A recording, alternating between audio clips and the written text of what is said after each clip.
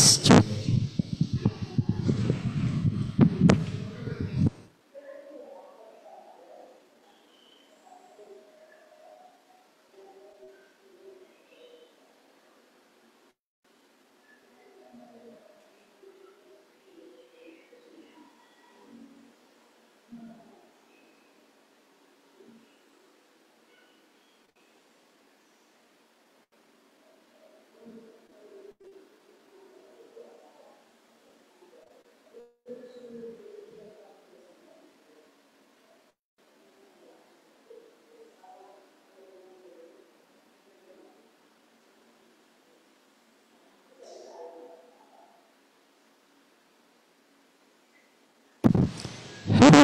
Question.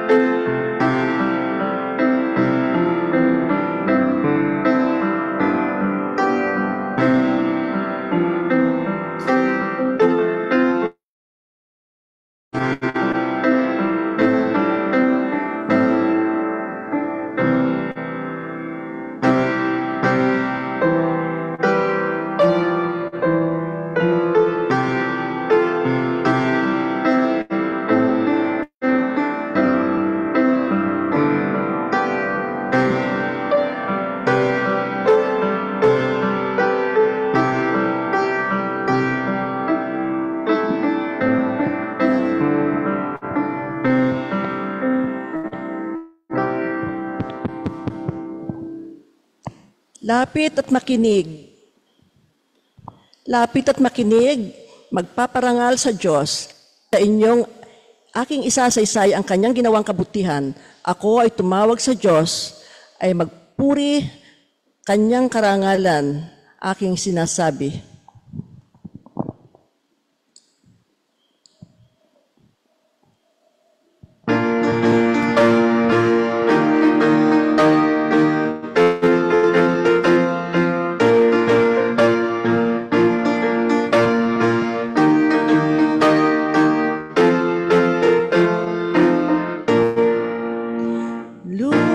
Sa liwanag ng pag-ibig, taglayin ng pag sa puso't tibok. Kay Jesus patulong hanggang masapit ang hahantol ng langit.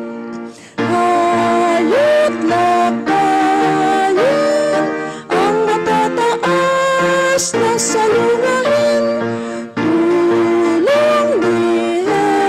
Jesus, laging sa atin. Bagaman ang kutya ng sanlibutan, nagkalat sa mga dadaanan, wag nang matakot tayo sa samahan ni Jesus na marangal. Hayat lakbayin ang matataas na salungain. Tulong ni Jesus ay laging sa atin. Lisan ang mga gawang kasalanan at magpumilit sa kabanalan. Gawing isa puso ang mag-ibigan, ang kay Jesus na aral. Hayat lakbayin ang matataas na salungain. Tulong ni Jesus ay laging sa atin. Lakaran ng mga natin galak, ang lakbayin nga'y hinaharap. Dalhin ang bantulan ng pagkaligtas, magpahanggang sa wakas.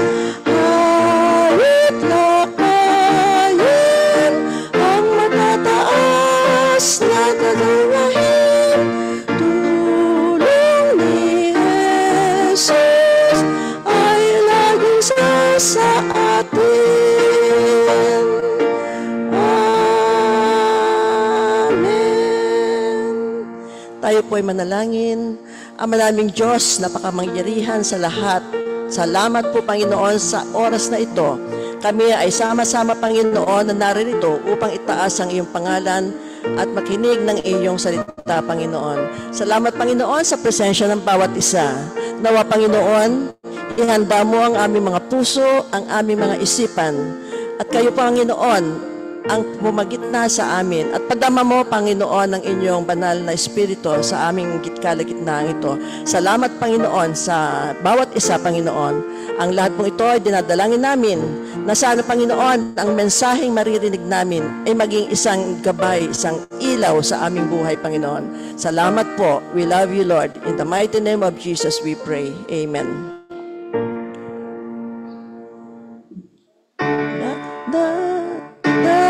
Dalangin namin, O Diyos ay dinggin, kapayapaan mo'y aming tanggapin.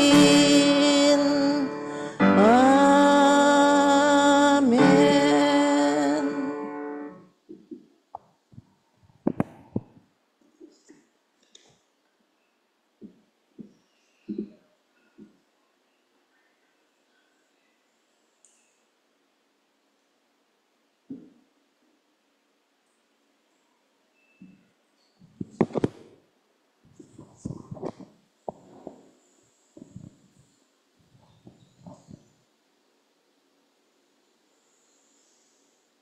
Ay, ma-open. Ayun. Good evening po. Ang ating pong scripture for this evening ay matatagpuan po sa Joel chapter 2 verse 28. At sabi po dito, pagkatapos nito, ipagkakaloob ko ang aking espiritu sa lahat ng tao. Ipahahayag ng inyong mga anak na lalaki at babae ang aking mga mensahe. Magkakaroon ng mga panaginip na mga pangitain ang inyong matatandang lalaki at makakakita ng pangitain ang inyong mga kabataang lalaki. Tayo po ay manalangin. Panginoon, muli naririto kami sa inyong harapan, nagpupuri, nagpapasalamat sa buhay at kalakasan na taglay ng bawat isa. Salamat, Panginoon, na muli ay dinala nyo kami dito sa bahay sambahan upang ikaw ay muli naming makatagpo. Panginoon, dalangin namin ng banal mong espiritu ang inyong presensya ang sumama sa amin ngayong gabi. In Jesus' name we pray, Amen. Ayan. So ang ating pong topic ngayong gabi ay tungkol po sa pangarap. At ito po ay binigyan ko po ng pamagat na tayo ay mangarap. Meron po ba kayong pangarap? Yes. Hindi nauubos ang pangarap. Ano po? Sapagkat ang Biblia o ang ating teksto ngayong hapon mula sa Joel chapter 2 verse 28 ay naglalaman ng iba't ibang tawag halos magkakapareho pero magkakaiba pa rin yung pangarap, pangitain at saka panaginip. Ang pangarap, tumutukoy ito sa future. Ano yung gusto mo?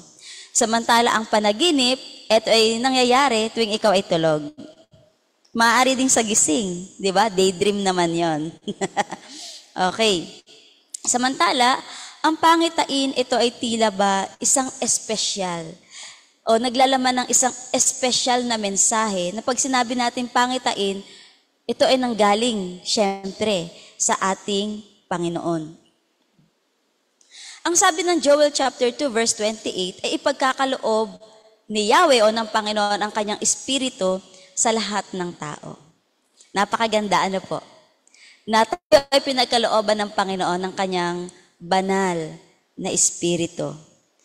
At ang espesyal sa text na ito ay sinabi niya na tayo ay magkakaroon ng mga panaginip, pangitain. Ano po? Maging ang matatanda at ang mga bata. So ano ang inyong pangarap? Ang sabi po ng mga nandito sa face-to-face, sila po ay nangangarap. Ano po? So sa online, ano po ang inyong pangarap? Tayo po ba ay nangangarap pa rin? hanggang ngayon. Naalala ko po, nung bata pa ako, ang pangarap ko ay maging teacher. Nung ako ay elementary days, maging teacher. Naglalaro kami lagi ng mga kapatid ko at syempre ako ang teacher. Teacher, teacheran. Ayan. Alam na alam ko po ang topic ko palagi. Hindi ko alam kung ba't ito yung lagi kong tinuturo. Verb. Ang verb ay isang action word. Yun lang lagi kong tinuturo. May chalk pa ako. So, ang dingding namin ay plywood. Sinusulatan ko yun. Anong ibig sabihin ng verb? Ganyan, ganyan. As in, teacher talaga akong ganon. May pa-quiz-quiz pa. Teacher eh. Teacher, teacheran. At pangarap ko din pong maging bahagi ng musiko. Di ba? So, di ba sa kapihan natin, gumagano'n-ganon pag may tugtog na. Kasi pangarap ko yon. Noon meron sa school, kaso hindi ako nagiging kabahagi ng ganitong programa sa school kasi hindi aktibo sa ganitong activity ang mga magulang ko.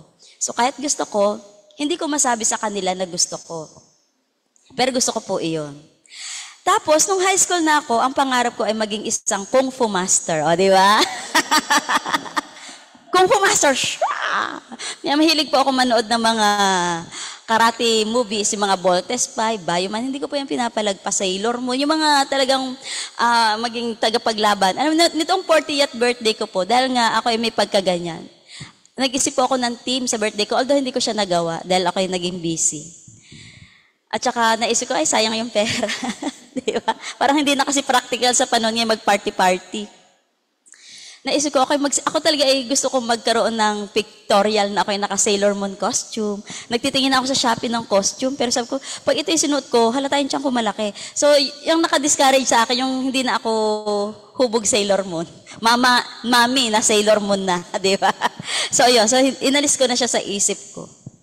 Tapos, noong panahon na yon, nung bata-bata pa ako, pangarap ko po maging ballerina. Yan po yung mga talagang gusto ko. Kaya pag iniisip ko ngayon, siguro kung nabigyan ako ng pagkakataon, ako yung naging isang karatista at ballerina, ay mahusay ako doon. O, totoo po yun. Yun talaga yung pangarap ko. Ayan. So,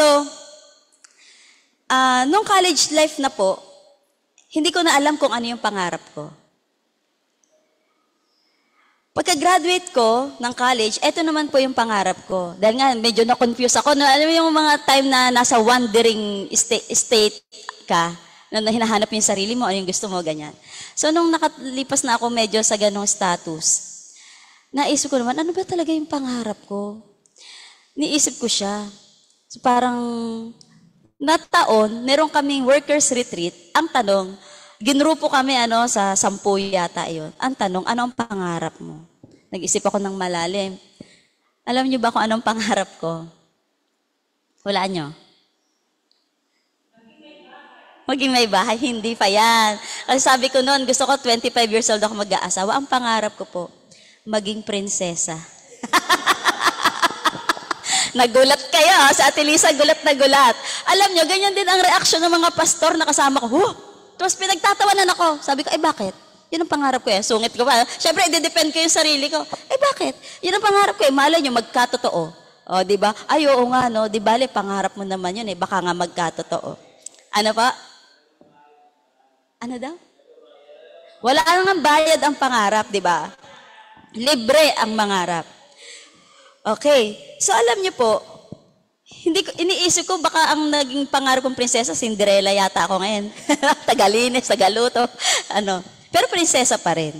Pero alam niyo, iniisip ko, siguro nagkatotoo na rin yung pangarap kong maging prinsesa.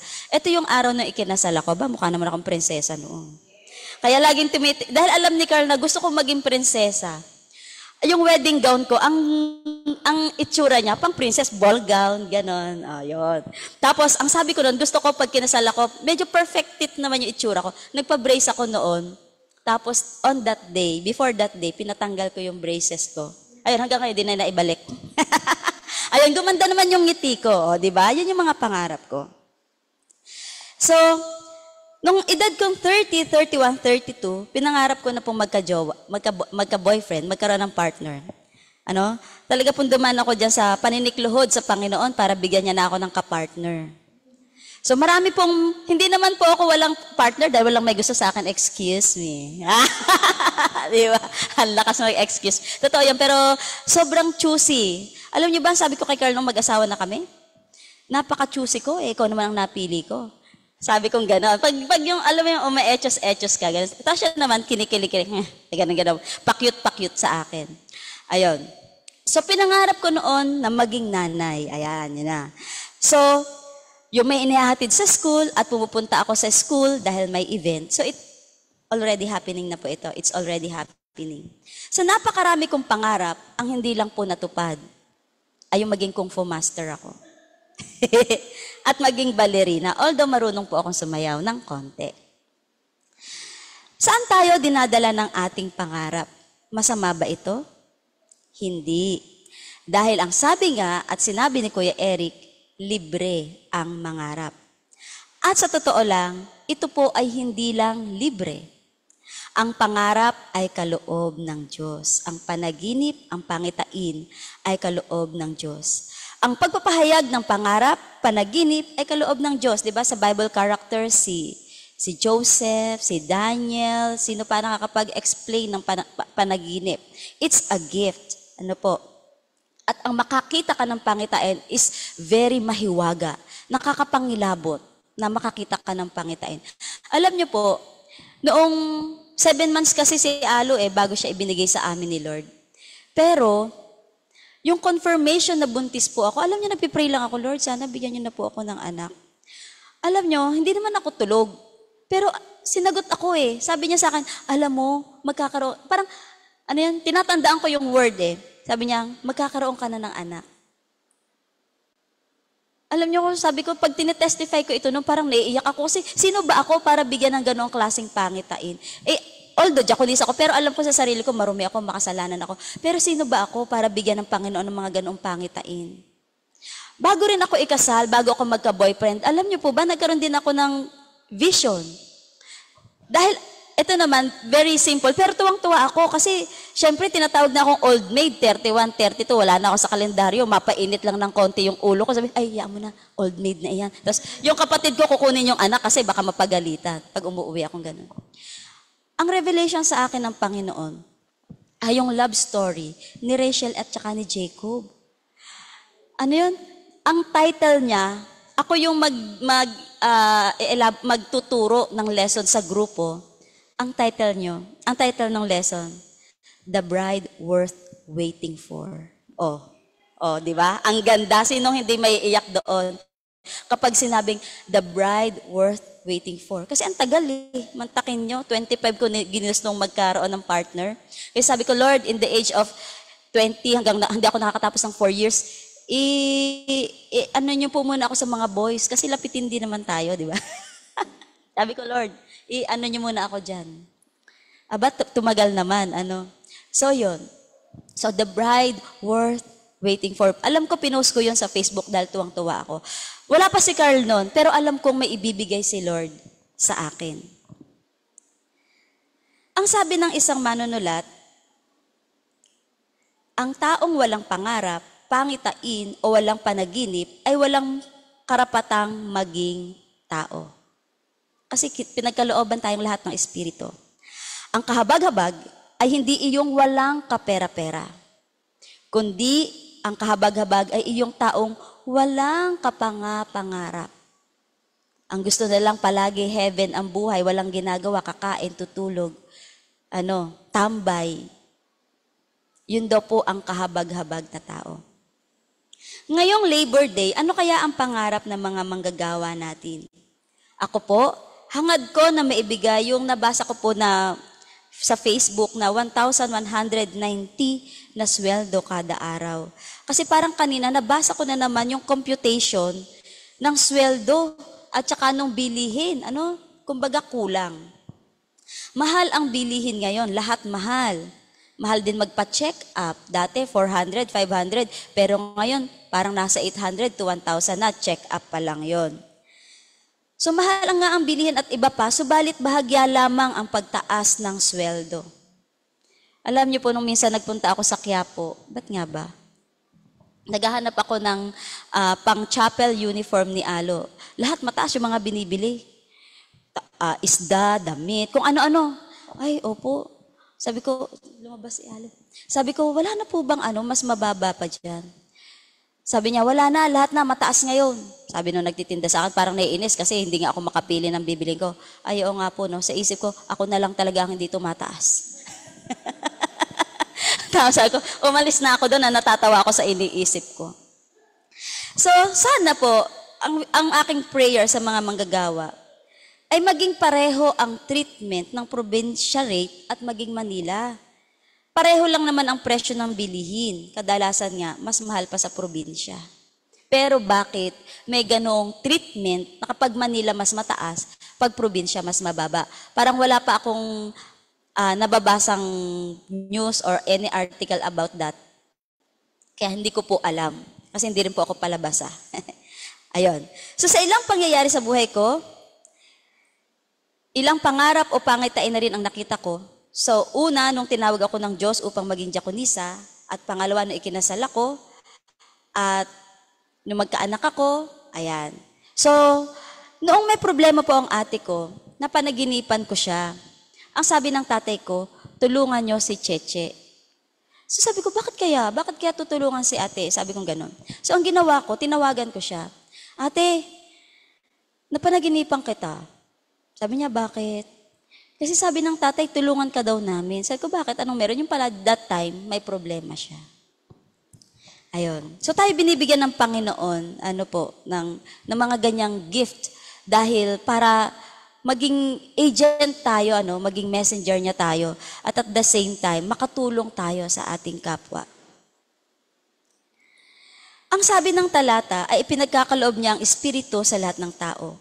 Ipapahayag ng inyong mga anak na lalaki at babae ang aking mensahe.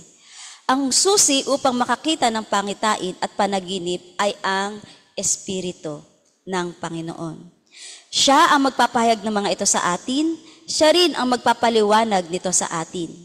Sa pamamagitan ng Espiritu ng Diyos, matututo tayong manghula, to prophesy, mangarap, to dream, at makakita ng pangitain, to see vision. So ano daw po ba ang magagawa sa atin ng pagkakaroon ng pangarap? Ayon sa libro ni Joey Umali na kay Jesus may pag-asa ang bukas at may bukas ang pag-asa, ang pangarap ay pwersang nagtutulak sa tao tungo sa tagumpay. Sa isang may pangarap, ang kasalukuyang krisis ay panandalian lamang. Isa lamang itong transition period tungo sa katuparan ng pangarap. Maganda ang testimony, babanggitin ko po kayo. Maganda ang testimony ni na Kuya Pong at Ate Nora. Ayan, paano ba naman hindi ako makakamemorize sa testimony nila? Every Saturday, kasama namin sila sa kapihan. Meron silang 7 anak, tama po. At dumaan sila sa hirap at pagtitiis. Pero ano ang nakaka-proud? Halos lahat ng anak nila ay patapos na. Sila Tin, Junice, at iba pa nilang anak ay may trabaho na rin.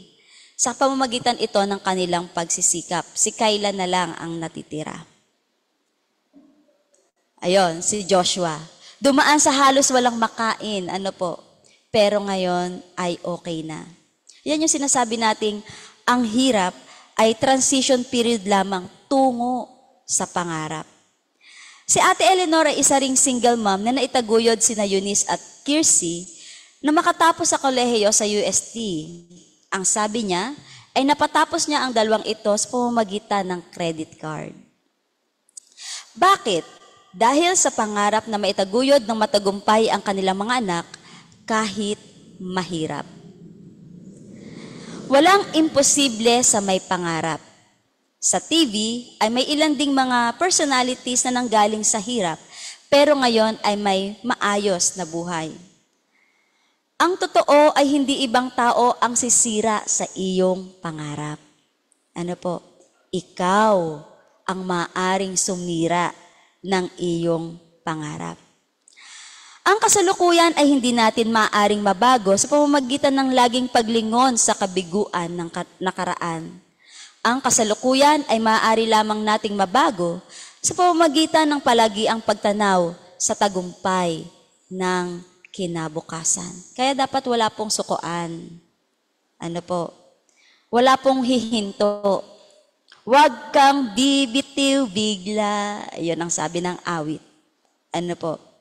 Kaya natin yan. Dahil ang bukas ay may pag-asa. At ang pag-asa ay may bukas. Pangalawa, ang pangarap ay pwersang nagtutulak na sumubok ng bago. Ayan. Ang pangarap ay pwersang nagtutulak sa atin upang makaisip ng mga bago at subukan ang mga hindi pa nasusubukan. Ito naman ang tinatawag nating mga taong explorative and discoverer. Si Dora the Explorer, o parang tayo yon. Halos isang siglo na ang nakakaraan, isang Amerikano ang nangarap na magkaroon ng sariling magazine na naglalaman ng pinaikling artikulo mula sa mga tanyag na babasahin. Inalok niya ang idea sa mga publisher, ngunit walang pumatol sa kanyang kaisipan. Hindi po siya sumuko. Kaya't siya na mismo ang matiyagang nag-imprinta ng pangarap niyang magazine. Ang lalaking ito ay si DeWitt Wallace, ang founder ng Reader's Digest. Di ba na, ang ganda ng story niya, ano? Parang sa Mercury Drug. Tama ba? Yung bawal sa SM, ang Mercury Drug. Kasi hindi rin siya tanggap, di ba? Kaya walang Mercury Drug sa mga SM. Okay, si DeWitt Wallace, ang founder ng Reader's Digest. Napakaganda ng mga articles dito at babasahin sa Reader's Digest. Umpisa siya po ay failure. Failed sa kanyang gustong gawin. Pero siya na mismo ang nagsikap na nag-imprinta. Kaya kung ayaw po tayong pansinin ng mga tao sa paligid natin, tayo na. Kaya minsan hindi natin kailangang umasa sa iba. Tayo na dapat. So ang Reader's Digest ang pinakamalawak na magazine sa buong mundo. Ito'y binabasa ng mahigit 100 milyong tao mula sa iba't ibang panig ng daigdig, na nagsimula lamang ito sa isang maliit na pangarap na hindi nagpatalo sa mga naunang kabiguan. Yun. So sa atin, mga Pilipino, alam natin, marami tayong mga inventors dyan, na marami ding nabibigo. Pero ang ganda ng mga nai-invent natin. Kumbaga, binibili sa atin sa mahal na halaga, pero may mga ibang investors na hindi sila pumapayag. Naghihintay sila ng tamang pagkakataon para mai-release ang kanilang invention. Sa isang quotation na aking nabuo noong high school, alam ko po, sarili kong gawa to Wala akong nabasa noong shinare ko to sa buong school Failure is the beginning of success. Ang kabiguan ay umpisa ng pagtatagumpay. Noong nag-umpisa po akong nagturo pagka-graduate ko sa Harris, ako po ay nadestino sa St. Peter bilang isang kindergarten teacher. Pero ako po ay graduate ng Christian Education major. Siyempre po, wala po akong background in teaching the children. Dahil wala akong practice teaching. At saka yung iba pang subject, pang fourth year. Kasi first year to third year, magkakasama lang kami. Fourth year, hiwalay na kami. So magkaiba kami ng field na nilakaran nung fourth year na. So wala po ako experience sa pagtuturo ng mga maliliit na bata. Iba kasi yung setup ng pagtuturo sa Sunday school, sa school setup. And dahil alien ako sa Southwest Metro Manila District, dahil ako ay taga Northwest Metro Manila District, wala akong mapagtanungan. Tsaka yung super shy type talaga ako ng mga panahon na yun. So anong nangyari po nung nagtuturo ako, parang pinapanood ko lang yung mga bata, nagbibigay lang, yung ganun lang, observe. Parang yun ang observation days ko. So hindi masyadong ganun kaganda ang aking naging output, Pero sabi ko, sa second year, alam ko na. At napatunayan ko yon na ako'y na ako'y isa ding mahusay na teacher. So, first year, 6 years ako din So, yung natitira kong 5 years na yon, ako yung favorite teacher ng mga bata. Ako yung gusto maging teacher ng mga magulang. Kahit gumraduate na sila sa akin, gusto pa rin ako ang kanilang teacher. So dumating yung year na last year sa akin sila, dahil ako pa rin ang nirequest nila, ako pa rin ang teacher. Pero hindi ko po pinagmamalaki ang sarili ko. Dahil bukod sa dumaan ako sa failures, ang Panginoon po ang nagbigay sa akin ng talent na yon na magturo, na nung una, confused ako. Ano po? Ayun. So, I learned from my mistakes sa mga kabiguan ko noon. Hindi po ako nahiyang isabihin yon kasi totoo yun, nangyari yun sa akin eh. Basta ang sabi ko, next year, alam ko na. Yon. Kaya kapag nabibigo tayo, dapat sa susunod, alam ko na. 'Di ba? Sunod, natutunan ko na yan. Hindi na ulit yan mangyayari sa akin. Ganon dapat. Hindi yung pag nabigo, ay ayoko nung, takot na ako eh. Di ba ganon tayo? Ayoko, parang ayaw na nating mapahiya ulit. Hindi ganon. Dapat ang failure ay palaging learning stage. Di ba? There is always a time for improvement. Yun. Kaya, aaminin natin na nagkamali tayo. Minsan kasi takot tayong umamin or kinahihiya natin eh. Pero hindi eh. Ang mas nakakahiya, yung tinatago mo yung maling nagawa, ano? Opo, hindi mo masabi. Kasi, syempre, nakakahiya yun, pero hindi. Kung may natutunan ka doon, hindi nakakahiya yun. Ang nakakahiya yun, may nangyari na nga sa iyo negative, wala kang natutunan. Yun ang nakakahiya. Ayun. So, yun po ang aking naging experience nung ako po ay unang nagturo.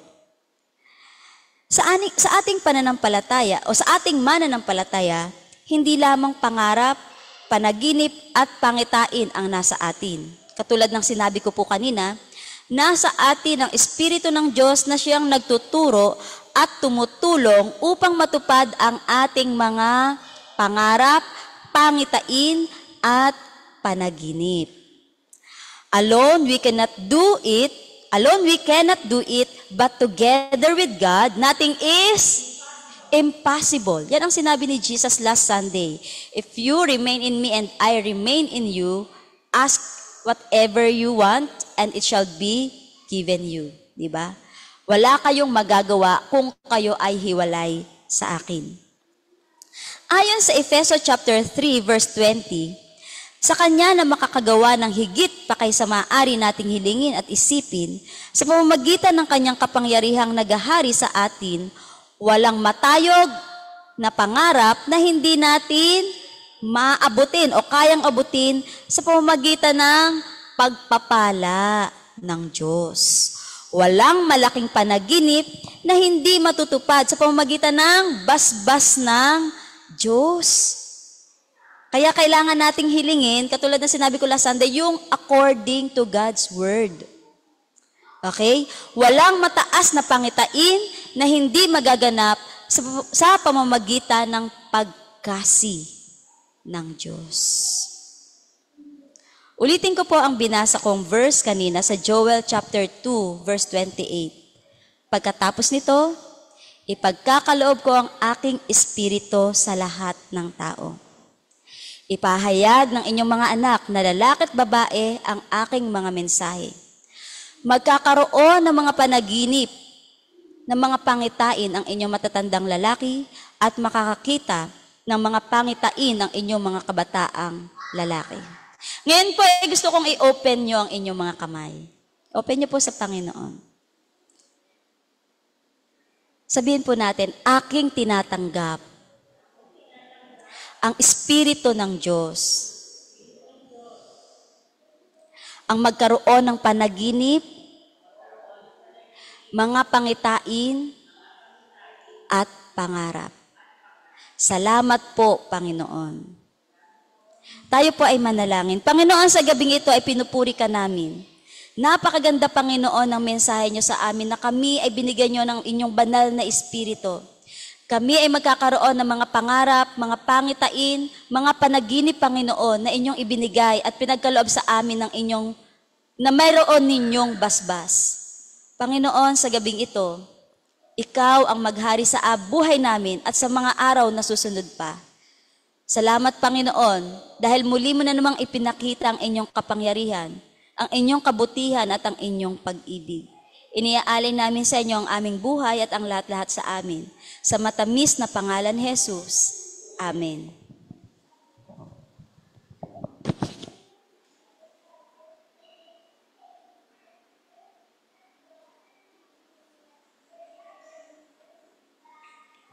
Ayan.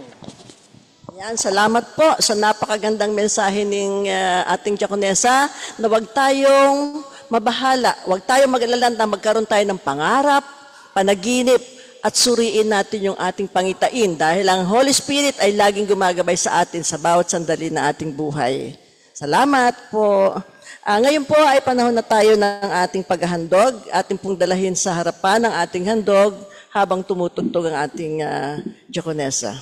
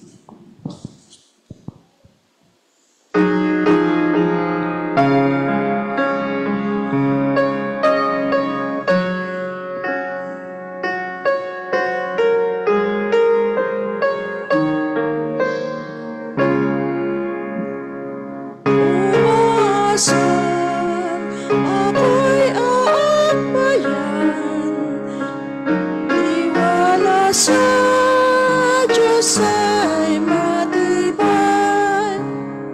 Ano man ang kapangyarihan, ako'y kanyang aalayan. Umaasan ako at bayan, tiwala ko sa Diyos ay matibay. Kaluluwa ko'y iingatan, sa Diyos Ama sa kaitaasan. Kung ang maya sa gitna ng marang, kanyang laging inaalagaan. Lalong higit akong mahal, naiingatan sa kagipitan. Umaasa ako'y aakbayan,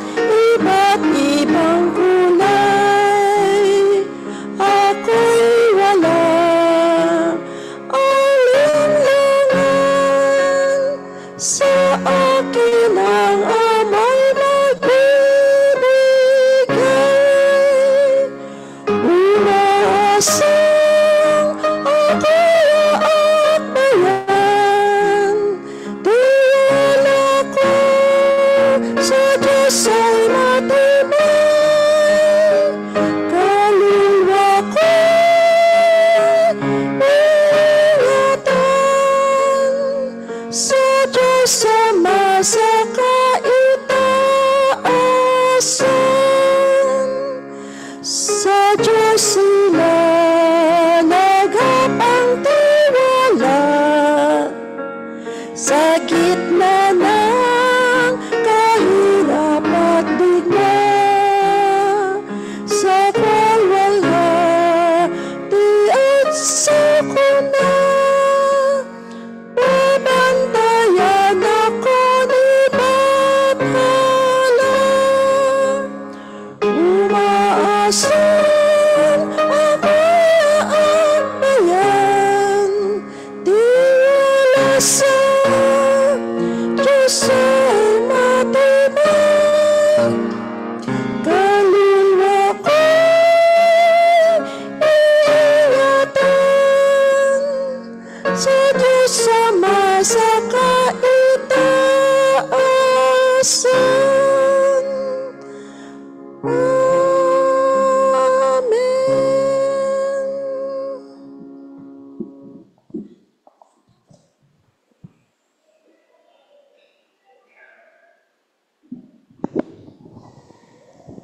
Tayo po ay muling manalangin.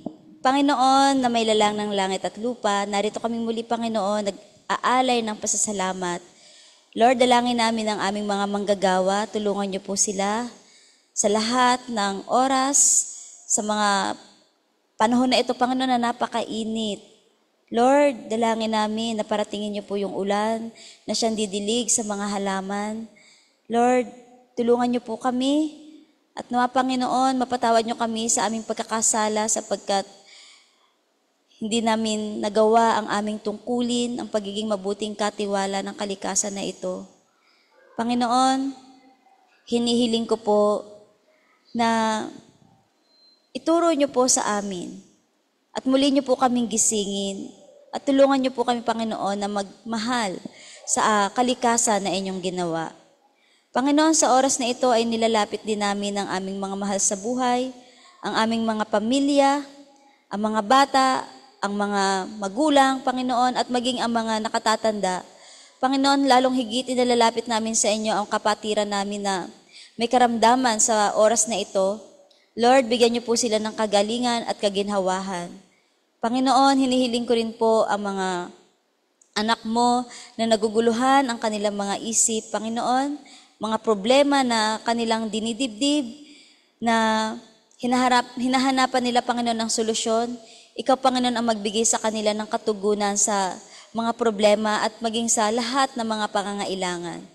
Panginoon, sa oras ding ito ay hinihiling namin na maging pagpapala kami sa aming pamilya na uuwian ngayon. Kami ay maging asin at ilaw sa aming tahanan nang sa gayon, Panginoon, ay ma-spread ang mabuting balita na ikaw nga, Panginoon, ikaw ang aming Panginoong Jesus na napako sa krus, namatay at inilibing, Panginoon, ngunit muling nabuhay. At ikaw ang Diyos na buhay na siyang maghahari sa buhay namin at maging sa aming pamilya. Panginoon, at maging sa lahat ng taong tumatawag sa inyo at umaasa sa inyong dakilang pangalan. Lord, sa iyo namin pinagkakatiwala ang lahat-lahat sa aming buhay, maging ang gawain ng Iglesia, Panginoon, ng St. Mark. Lord, yung mga nakasama namin sa choir, nawa, Panginoon, ay magkaroon ng dedication at commitment, Lord, sa inyo, para, Panginoon, mas maging maayos ang pag-awit namin para sa inyo. Lord, lahat ng pagkukulang namin, lahat ng hindi namin nagawa sa iglesia na ito, humihingi po kami ng kapatawaran. Salamat, Panginoon, sa mga taong ginagamit mo upang mag-dedicate ng kanilang sarili sa paggawa ng tungkulin sa church na ito, si Ate Ida, si Ate Lisa, Panginoon, na sila'y nandito ngayon, Lord God, at maging sa iba pa na ginagamit nyo para sa ikaw-unlad ng iglesyang ito. Lord, ikaw na po ang bahala sa amin. At Lord, igawad nyo po sa amin ang inyong basbas at pagpapala. Ito po ang aming panalangin sa pangalan ni Jesus. Amen. Atin pong awitin ang tugon. Amen. Amen. Amen.